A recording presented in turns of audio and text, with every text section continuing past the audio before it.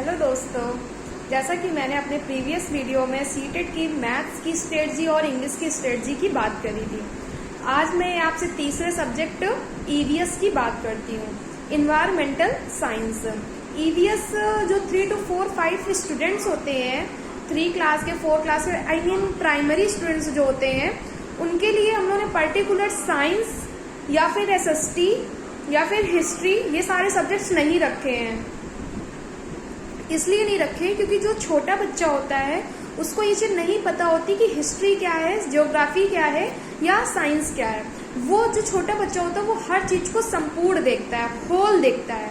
अगर आप उसे पेड़ पौधों की बात कर रहे हैं तो फिर आपने उनसे बात कर दी कि नहीं, जम्मू कश्मीर में अलग तरह के पेड़ पौधे होते हैं और यूपी में अलग तरह के पेड़ पौधे होते हैं। क्यों होते हैं? क्योंकि उनका ज्योग्राफिकल कंडीशन उनकी अलग अलग तरह की होती है। तो ये सारी चीजें बच्चा नहीं जानता, बस उसको ये पता है कि ये वृक्ष है, ये प्लांट है या ये ट्री है, तो उसको ये चीजें पता है।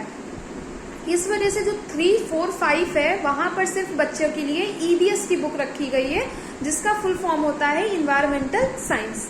तो यहाँ पर ईवीएस जब आप लोग एग्जाम देने जाएंगे तो बहुत सारे बच्चे लूसेंट पढ़ लेते हैं या फिर जनरल नॉलेज की बुक्स पढ़ते हैं, वहां से कोई क्वेश्चंस नहीं आता और बाद में आप लोग ब्लेम देते हैं मैंने बहुत पढ़ाई करी लेकिन कुछ पढ़ा हुआ आया ही नहीं। जब पहले आप सिलेबस देखिए कि वहां पर पूछना क्या है। आप बनने जा रहे हैं टीचर 3 to 4, 5 के या प्राइमरी लेवल के आप बनने जा रहे हैं तो आप वो सिलेबस पढ़ के जाएंगे ना।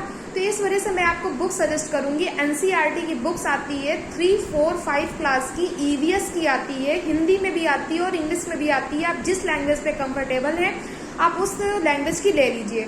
लेकिन ये जो 3, 4, 5 की बुक होती है ये आगे चल के आपको कोई भी काम नहीं आएगी। तो आप ऐसा करिए कि जो आपके कुछ फ्रेंड्स हो, तो 3, 4 फ्रेंड हो तो आप लोग मिलके ले लीजिए, एक बुक ले लीजिए और ये बुक को आप 6 दिन में खत्म करेंगे। एक बुक को आप 2 दिन में खत्म करेंगे, क्योंकि जैसे 3 की बुक है तो उसको आप 2 दिन लेके चलिए, टारगेट रखिए। 4 की बुक है वो भी 2 दिन आप टारगेट रखिए और 5th की बुक को वो भी 2 दिन का टारगेट रखिए। इसको आपको पढ़ना कैसे है? जब आप पढ़ेंगे तो आपको बहुत ऐसा लगेगा कि ये मैं क्या पढ़ रहा हूँ, छोटी चीज पढ़ रहा हूँ। लेकिन जब आप पढ़ते जाएंगे तो आपको लगेगा कि हाँ ये आपको पढ़ने की नीड थी। इस वजह से जब आप उसको पढ़ेंगे फिर आप उसके नीचे देखेंगे कि वहां पे अंडरलाइन करके दिया होगा शिक्षक के लिए। तो जैसे आपने पूरा एक पेज पढ़ लिया तो आपको लगेगा ये मेरे लिए क्या इसमें बताया गया, ये तो बच्चे के लिए। लेकिन हाँ, उसमें जो अंडरलाइन करके दिया है वो शिक्षक के लिए। अब आपका क्वेश्चन होगा कि मैं पूरा पेज क्यों पढ़ूं, मैं सीधे अंडरलाइन वाला ही एरिया पढ़ लूं। उससे आपको नहीं समझ में आने वाला, क्योंकि जो सीटेड होता है वो रटने वाला एग्जाम नहीं है। वो आपकी अप्रोच देखता है, आपके अंदर अंडरस्टैंडिंग कितनी, आप कितना बच्चे को समझ सकते हैं या फिर जो चीज आप पढ़ाने जा रहे हैं आपने उसको कितना समझा है। क्योंकि जो आपका सिलेबस है उसको आपको चारों अपने अराउंड से कनेक्ट करके उसको करना है, तो वहीं से क्वेश्चन पुट अप होते हैं। तो आप 1 पेज पढ़ेंगे, 2 पेज पढ़ेंगे, चैप्टर खत्म करेंगे, 3 की बुक खत्म करेंगे, 4 की खत्म करेंगे, 5th की खत्म करेंगे। उसके बाद आपको जो अंडरलाइन एरिया है उसको आपको पढ़ के ही जाना है।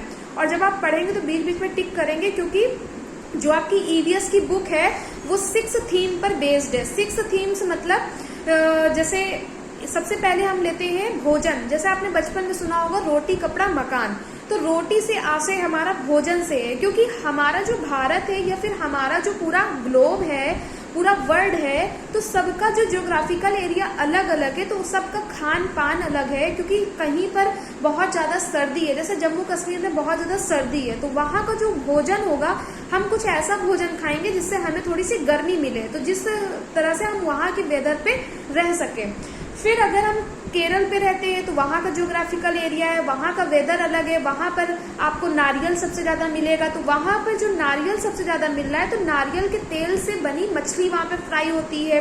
और जो हमारा जम्मू कश्मीर है वहां पर सरसों के तेल से बनी हुई मछली फ्राई होती है। तो कहने का मतलब है कि जहां पर या गुजरात हो गया या फिर हमारा असम हो गया, तो जहां की वेदर कंडीशन अलग है, ज्योग्राफिकल एरिया अलग है, तो वहां का खान पान भी अलग अलग होगा। तो ऑयल वो भी जम्मू कश्मीर वाले भी यूज कर रहे हैं, ऑयल केरल वाले भी यूज कर रहे हैं, गुजरात वाले भी यूज कर रहे हैं, असम वाले भी यूज कर रहे हैं, लेकिन सब अलग अलग प्रकार का ऑयल यूज कर रहे हैं। तो इस प्रकार का भी क्वेश्चन आ जाएगा कि मैं अपनी मौसी के यहाँ घूमने गया, फिर मैंने वहाँ पर मेरी मौसी ने ये मछली खिलाई, तो फिर आपसे पूछा जाएगा कि उस बनी डिश को भी क्या कहते हैं, डिश का नाम पूछ लेगा, किस तेल में फ्राई करी गई ये पूछ लेगा, ज्योग्राफिकल एरिया पूछ लेगा। तो भोजन से संबंधित ये सारी चीजें वहां पर क्वेश्चन पुटअप होते हैं। फिर मैंने कहा रोटी से ऐसे फूड हो गया, ये आपकी फर्स्ट थीम हो गई। रोटी कपड़ा, कपड़ा का मतलब है कि जहां पर जैसा प्रदेश होगा, जहां पर उसका वेदर कंडीशन जैसा होगा, जहां सर्दी बहुत है वहां आप गर्म कपड़े पहनेंगे, जहां पर गर्मी है वहां पर आप हल्के कपड़े पहनेंगे। तो जैसा जियोग्राफिकल एरिया होता है, जहां पर जैसी कंडीशन होती है वहां पर लोगों का पहनावा अलग अलग होता है। कहीं तो सबका पहनावा, तो वहां पे पहनावे से भी क्वेश्चन पूछते हैं। लेकिन आप सोचिए कि आप मैं ऐसी कोई बुक खरीद लाऊं, वहां पहनावा रट लूं, तो वहां पे ऐसा नहीं आना। जो 3, 4, 5 की ईवीएस की बुक में जहां जहां पर जो पहनावा मेंशन है बस वहीं से क्वेश्चन पुटअप होते हैं। रोटी कपड़ा। फिर आती है मकान। मकान का मतलब होता है आवास। आवास भी सब जगह के अलग अलग होते हैं। जैसे असम है तो असम में बैम्बो बहुत होते हैं, बांस मतलब बहुत होते हैं। तो वहां के जो घर बनते हैं, जो आवास बनते हैं, वो बांस के जो बांस होते हैं उनके ऊपर बनते हैं। फिर अगर आप कहीं कहीं पर, जैसे हम लोग यूपी में हैं तो यूपी में सीमेंटेड घर बन रहे हैं, कहीं कहीं पर बर्फ बहुत है तो वहां पर इग्लू जैसे घर बन रहे हैं, बर्फ के घर जिनको बोलते हैं। तो इस तरह जहां का जैसा वेदर कंडीशन होगा, जहां का जैसा ज्योग्राफिकल एरिया होगा, वहां उस प्रकार के आवास बनते हैं। रोटी कपड़ा मकान हो गया। फिर उसके बाद हम लोग रोटी कपड़ा मकान मतलब भोजन, कपड़ा, पहनावा जिसको बोलेंगे, फिर आवास हो गया। फिर उसके बाद हम लोग जल की बात करते हैं। तो जल कंजर्वेशन बहुत जगह है, क्योंकि कहीं कहीं पर जैसे हमारे कुछ नॉर्थ ईस्ट के एरियाज हैं जहां पर पानी बहुत है लेकिन वहां पीने वाला पानी नहीं है। क्यों नहीं है? क्योंकि वहां पर कंजर्वेशन करने के लिए कोई ऐसी योजना नहीं है, सुविधाएं नहीं है, ऐसा वहां का प्रशासन नहीं उसने इतना देखा कि पीने वाला पानी हमें रखना है। तो कंजर्वेशन से संबंधित वहां पर बहुत सारी चीजें दी हैं। या फिर जहां जहां पर कुछ लोगों ने अपनी आंदोलन भी करे हैं, कुछ जल बचाव वाली चीजें भी बहुत सारे लोगों ने की, तो उनके नाम पूछ लेता है, उनके आंदोलन के सन पूछ लेता है। उनको अदर्स नहीं पढ़ना, 3, 4, 5 की बुक में ही सारी चीज मेंशन है। जैसे हमारे एक राजेंद्र करके हैं, उनका भी वहां पर नाम मेंशन है, तो वहां पर ये सारी चीजें पूछ लेगा। फिर जैसे कुछ हमारे एरियाज, पहाड़ी एरियाज ऐसे हैं जहां पर बारिश कम होती है, तो वहां पर जब बारिश होती है तो वो लोग क्या करते हैं कि अपने जो घर होते हैं ढालूदार बनाते हैं, और वहां पर जो उनका पाइप होता है उसको ऐसा सेट करते हैं कि पानी को कंजर्व किया जा सके। या फिर राजस्थान के कुछ हमारे पुष्कर जैसे एरियाज है जहां पर पानी बिल्कुल नहीं है, तो वहां की महिलाएं कम पानी में ज्यादा काम कैसे करती हैं, कैसे पानी को बचाती हैं, ये सारी चीजें वहां पर मेंशन है, वहीं से क्वेश्चन पूछते हैं। रोटी कपड़ा मकान, फिर जल हो गया। फिर आपकी चौथी थीम आती है यातायात, क्योंकि जब आप कोई चीज उगाओगे, किसी चीज का उत्पादन करोगे, या फिर जैसे आपने सूती वस्त्र उद्योग ही चलाया तो आप उसको पूरे हर जगह ट्रांसपोर्ट करोगे, तो ट्रांसपोर्ट कैसे करोगे, या फिर आप खुद भी कहीं जाओगे तो कैसे जाओगे। तो जैसे हम लोग यहाँ पर यूपी में है तो यहाँ पर आपकी जो रोड्स है वो बिल्कुल सपाट है, प्लेन है, तो इस वजह से वहां पर आप रिक्शे से जाएंगे, बाइक से जाएंगे, स्कूटर से जाएंगे, रेलगाड़ी से जाएंगे।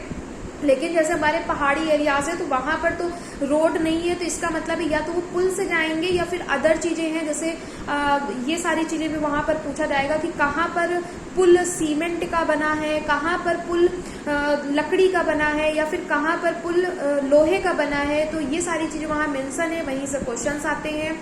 और फिर उसके बाद जैसे कुछ गाड़ियां होती हैं, तो जैसे हमने रेलगाड़ी को कुछ मेट्रो अलग नाम दे दिया, रेलगाड़ी अलग दे दिया, या फिर हमारे यहाँ जैसे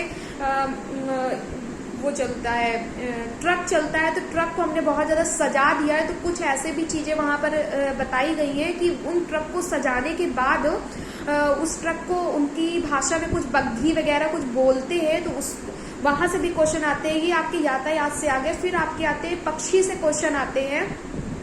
पक्षी जैसे है कि बहुत प्रकार के पक्षी हैं। कुछ पक्षी होते हैं जो दूसरे के घोंसले पे अंडे देने जाते हैं, कुछ हैं जो उल्टे लटक कर अपना जीवन बनाते हैं, कुछ घर पर घोंसला बना देते हैं, कुछ पेड़ पौधों में घोंसला बना देते हैं, कुछ टुक टुक की आवाज करते हैं, कुछ अपने चोंच से घोंसला बनाते हैं, कुछ होते हैं जो डाल पर बनाते हैं, कुछ होते हैं जो तना होता है उसको टुक टुक की आवाज करने के बाद उनको पूरा खोखला करके बनाते हैं। तो ऐसे बहुत सारे क्वेश्चंस वहां पर दिए हैं, मतलब पूरा चैप्टर वाइज दिया हुआ है, तो वो चीजें पूछ लेता है। फिर खान पान में ऐसा भी आ जाता है कि जैसे हम लोग के यहाँ शकरकंद बोली जाती है, तो शकरकंद को अलग अलग प्रदेशों में अलग अलग नाम से जाना जाता है और उनसे अलग अलग बनी टिटिकावा ऐसे करके कुछ नाम है।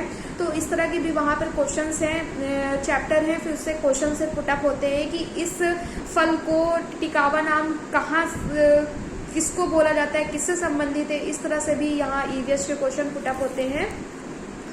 ये सारी चीजें हो गई। और आता है ये 3, 4, 5 की बुक जब आप पढ़ेंगे तो वहां से आपको शिक्षण शास्त्र के लिए कोई बुक नहीं खरीदनी, सिर्फ 3, 4, 5 की जब आप बुक खरीदेंगे उसको पढ़ेंगे तो पूरे क्वेश्चंस वहीं से हो जाना है। और शिक्षण शास्त्र के भी बहुत सारे क्वेश्चंस हो जाएंगे क्योंकि अंडरलाइन पे वही सारी चीजें लिखी हैं। इसमें कुछ चीजें याद रखने वाली चीजें हैं, जैसे बच्चे को करके सीखना है, उसको याद नहीं कराना, उसे रटन की विद्या नहीं करानी, उसे मारना नहीं है और उसे करके सीखना है। क्योंकि हमारे जैसे कुछ वैज्ञानिकों ने कहा है कि जो बच्चे होते हैं वो नन्हे वैज्ञानिक होते हैं, तो उन्हें जैसे आपको सिलेबस दिया गया है उन्हें बाहर लेके ले जाना है और फिर उनसे उसी तरह की चीजें करवानी है कि वो सीखे। जैसे उन लोग 3, 4, 5 में कुछ बच्चों को दिया हुआ है, पत्तियां दी गई है, 10 प्रकार की पत्तियां दे दी गई, ये गुलाब की पत्ती है, ये नीम की पत्ती है, या अदर चीज की पत्तियां हैं। तो बच्चे को रटवाना नहीं है, उसको खुद गार्डन में ले जाना है या तालाब के किनारे लेके जाना है, बच्चे को उसको टच करवाना है, उसको सुंघाना है, जिससे उसके 5 जो सेंसस ऑर्गेन्स है, आंख, नाक, कान, त्वचा, वो उनके सेंसस ऑर्गेन्स को वो पहचान सके कि हाँ ऐसे भी काम होते हैं। तो उसको ये पता चल पाए कि पेड़ पौधे हमारे लिए ऐसा नहीं कि वो गया और हर जगह लिखा रहता है कि फूल ना तोड़े, पत्ती ना तोड़े, ये ना करे। तो बच्चे संवेदनशील बन सके, सिर्फ मानव जाति के लिए नहीं, पेड़ पौधों के लिए भी, जीव जंतुओं के लिए भी वे संवेदनशील बन सके कि नहीं ये भी हमारे लिए इम्पोर्टेंट है, इनको भी पेन होता है, जैसे हमें पेन होता है तो ऐसे उनको भी पेन होता है, जैसे हमें बीमारियां होती हैं ऐसे उनको भी होता है। तो वो पेड़ पौधों के प्रति, पशु पक्षी के प्रति वो संवेदनशील बन सके और वो रटे नहीं, वो ये समझ सके कि जो ये पत्तियां हैं ये हमारे आयुर्वेदा में भी काम आती है, हमारी बीमारियों को भी सॉल्व करती हैं, ये अन्य अन्य प्रकार से हमारे लिए कितनी उपयोगी होती हैं। तो इस तरह बच्चा बिना रटे हुए अनुभव कर सकता है और उसका जो अनुभव करेगा उसका ज्ञान स्थिर बनेगा और ज्यादा टाइम तक के लिए रहेगा और वो डिस्कवरी भी करने में आसान होगा। ये सारी चीजें उसमें करनी है। फिर उसके बाद आपको ईवीएस में जो मैं आपको सजेस्ट करूंगी, जो घटना चक्र का प्रीवियस ईयर पेपर है वो आपको ले लेना है। और जो ईवीएस का पोर्शन है उसको जब आप सॉल्व करेंगे, पहले आप सॉल्व नहीं करेंगे, सबसे पहले आपका काम यही रहेगा 3, 4, 5 की आपको बुक पढ़नी है। फिर उसके बाद जब आप क्वेश्चन सॉल्व करेंगे तो वहां पर इंडिया का मैप बहुत पूछा जाता है, तो इंडिया का मैप आपको जबरदस्त, डेली आप इंडिया का मैप थोड़ा थोड़ा ड्रॉ कर सकते हैं। और आपको ये चीज वहां पे ध्यान रखनी है कि जैसे दिल्ली है वो किस किस एरियाज, किस किस प्रदेश को टच कर रहा है, उत्तर प्रदेश है किसको किसको टच कर रहा है, लखनऊ किसको किसको टच कर रहा है, या फिर अदर कुछ जिला को भी आप कर सकते हैं, लेकिन मोस्टली प्रदेश को ही पूछता है कि किससे किससे टच करता है। इससे 1 या 2 क्वेश्चन आना ही आना है। फिर एक रेल मैथ्स का ये क्वेश्चन होता है, लेकिन इसमें ये डाल देते हैं, जैसे कहेंगे कि आपकी 7:55 में गाड़ी खागा से चली, प्रयागराज गई, फिर प्रयागराज से सारनाथ गई और सारनाथ से फिर वो रिटर्न हुई, तो कितना टाइम पे आप पहुंचे, ये सारा। तो ये रेलगाड़ी वाला एक क्वेश्चन है जो आप अगर आप 10 साल के क्वेश्चन सॉल्व कर लेंगे तो उसी तरह का क्वेश्चन वो देते हैं। बस आपको मेथड वहां पे पता होना चाहिए। 4 बराबर दूरी बटे समय से लगता है वो क्वेश्चन। तो वहां पर वो आपको ये चेक करते हैं कि आप का कैलकुलेशन कैसा है, या फिर आपको ट्रेन वगैरह की, ट्रेन की जो घड़ी होती है तो उसका जो टाइम है वो एनालाइज करने के लिए आपको उससे पूछते हैं, वो वाला क्वेश्चन पूछते हैं। फिर उसके बाद शिक्षण शास्त्र हो गया, ईवीएस हो गई और ये हो गया। फिर उसके बाद आपको एक अग्रवाल की बुक आती है शिक्षण सामग्री वाली, तो उसमें ईवीएस का जो पोर्शन है वो आपको पढ़ना है। इसीलिए मैंने कहा कि आप लोग ग्रुप बना लीजिए 3 to 4, 5 फ्रेंड्स का, जिसमें 1-2 लोग अलग अलग प्रकार की बुक लेंगे जो एक्सचेंज करके आप लोग पढ़ सकते हैं। तो इतनी चीजें आपको करना है और अगर आप इसी तरह तैयारी करते हैं तो आप 100% अपना पेपर पूरा करके आ सकते हैं। 30 में 28 मार्क्स आपके कहीं नहीं जाएंगे। आप अच्छे से प्रिपरेशन करिए और मैं आगे की और वीडियो बनाती रहूंगी। आई होप आपको ये वीडियो पसंद आया होगा। Bye, take care.